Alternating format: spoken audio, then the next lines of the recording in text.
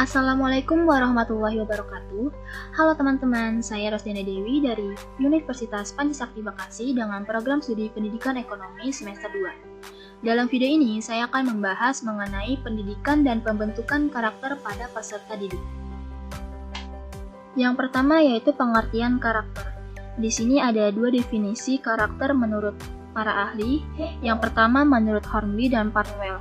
Karakter adalah kualitas mental atau moral, kekuatan moral, nama atau reputasi.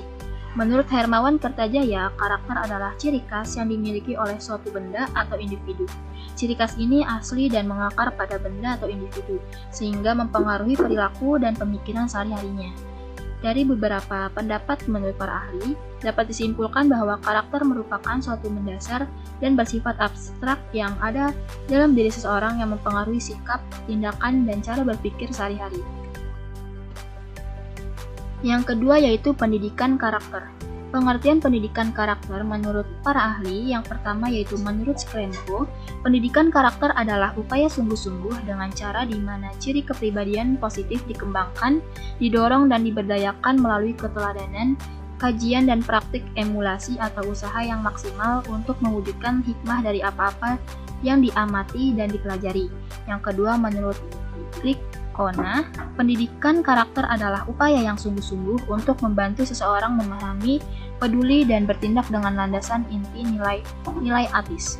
Jadi, dapat disimpulkan bahwa pendidikan karakter merupakan proses penanaman dan pengarahan agar peserta didik mampu menjadi manusia seutuhnya dan berkarakter dalam berbagai dimensi.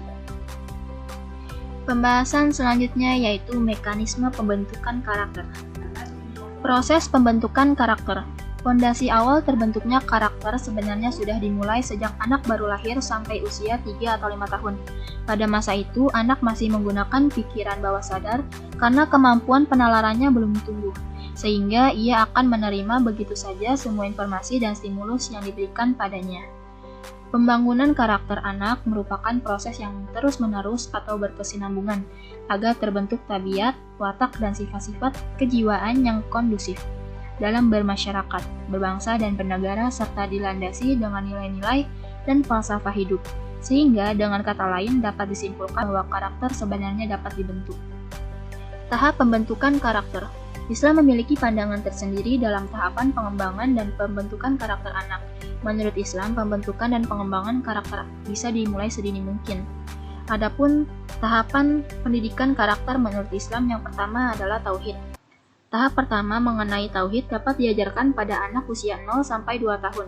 Pada tahap ini, anak yang baru belajar berbicara diajarkan untuk mengucapkan kalimat La ilaha illallah agar ucapan yang pertama kali ia ucapkan dan suara yang pertama kali ia dengar adalah pengetahuan mengenai keesaan Allah.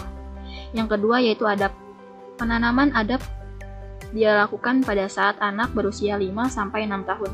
Nilai-nilai karakter yang dapat diajarkan pada usia ini adalah jujur atau tidak berbohong, mengenal mana yang benar dan mana yang salah, mengenal mana yang baik dan mana yang buruk, mengenal mana yang diperintah dan mana yang dilarang. Yang ketiga yaitu tanggung jawab. Tanggung jawab diajarkan pada anak sejak usia 7 tahun. Selain itu, karakter-karakter lain yang dapat diajarkan pada usia ini adalah tertib dan disiplin. Yang keempat yaitu kepedulian. Kepedulian diajarkan pada anak sejak berusia 9 sampai 10 tahun. Karakter-karakter yang ditanamkan terkait dengan kepedulian ini adalah peduli terhadap orang lain, terutama teman-teman sebaya, menghormati orang yang lebih tua, menyayangi yang lebih muda, menghormati hak-hak orang lain, menolong orang lain, dan bekerja sama. Yang kelima yaitu kemandirian. Kemandirian dapat diajarkan pada anak sejak berusia 11 sampai 12 tahun. Kemandirian merupakan karakter lanjutan dari karakter-karakter lain yang sebelumnya telah dimatangkan dalam diri anak, sehingga ketika anak dididik kemandirian, ia tidak hanya mengenal mana yang baik, mana yang buruk, namun juga dapat menerapkan dalam kehidupannya dan juga memahami konsekuensi apabila ia melanggar aturan. Yang terakhir yaitu bermasyarakat. Setelah anak berusia 13 tahun ke atas, dapat dididik bermasyarakat. Pada usia ini, anak dianggap sudah siap memasuki kondisi kehidupan masyarakat sehingga ia dapat bergaul dengan bekal karakter-karakter yang sudah tertanam pada dirinya. Pembahasan selanjutnya yaitu esensi pendidikan karakter. Nah, ada 4 hal yang dibahas dalam esensi pendidikan karakter. Yang pertama yaitu tujuan pendidikan karakter. Tujuan pendidikan karakter diantaranya yang pertama memfasilitasi penguatan dan pengembangan nilai-nilai tertentu sehingga terwujud dalam perilaku anak, baik ketika proses sekolah maupun setelah lulus sekolah. Yang kedua, mengkoreksi perilaku peserta didik yang tidak bersesuaian dengan nilai-nilai yang dikembangkan sekolah. Yang ketiga, membangun koneksi yang harmoni dengan keluarga dan masyarakat dalam memerankan tanggung jawab pendidikan karakter secara bersama. Yang kedua yaitu pilar-pilar pendidikan karakter. Yang pertama ada moral knowing. Moral knowing atau pengetahuan mengenai kebaikan memiliki 6 unsur. Keenam unsur tersebut adalah kesadaran moral, pengetahuan tentang nilai-nilai moral, penentuan sudut pandang, logika moral, keberanian menentukan sikap, dan pengenalan diri. Yang kedua, moral loving atau moral feeling. Setelah memiliki pengetahuan moral, seseorang anak harus memiliki kesadaran jati diri dan bentuk sikap yang harus dia terapkan. Moral loving merupakan aspek emosi siswa untuk menjadi manusia berkarakter. Yang ketiga, moral doing atau moral acting.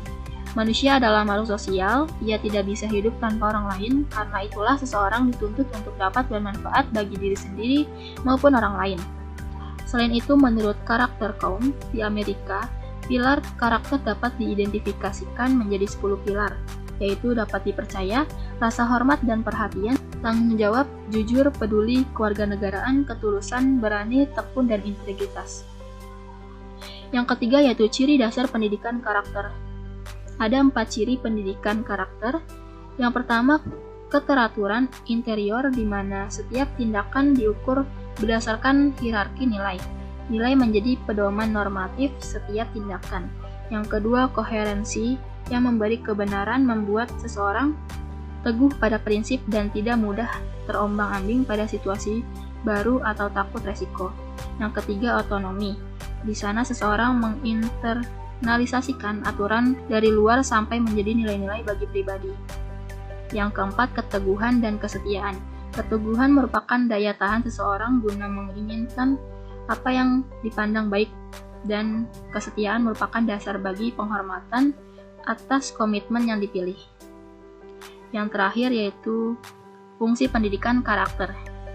Fungsi pendidikan karakter diantaranya yang pertama, mengembangkan potensi dasar agar berhati baik, berpikiran baik, dan berperilaku baik. Yang kedua, memperkuat dan membangun perilaku bangsa yang multikultur. Yang ketiga, meningkatkan peradaban bangsa yang kompetitif dalam pergaulan dunia. Pembahasan yang terakhir yaitu kaidah dan strategi pembentukan karakter. Kaidah pembentukan karakter.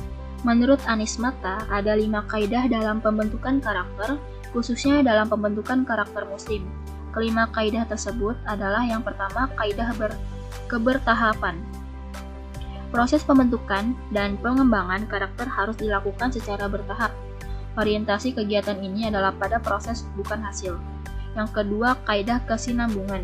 Proses yang berkesinambungan nantinya akan membentuk rasa dan warna berpikir seseorang yang lama-lama akan menjadi kebiasaan dan seterusnya menjadi karakter pribadinya yang khas.